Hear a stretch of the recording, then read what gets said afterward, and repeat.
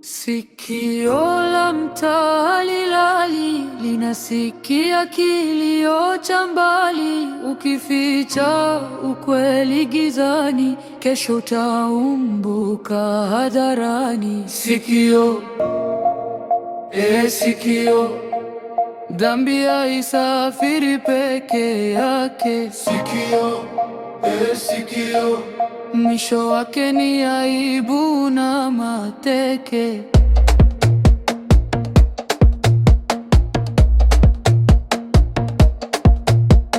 Sikio,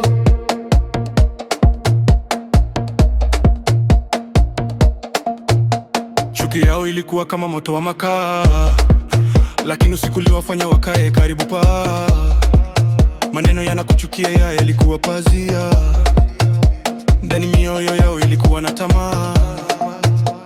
Mtoto akazaliwa kama ushahidi, lakini wazazi wakaishi kwa siri na tahadhari. Majirani wakasikia kucheka ukutani, lakini wakahesabu kama upepo wa usiku.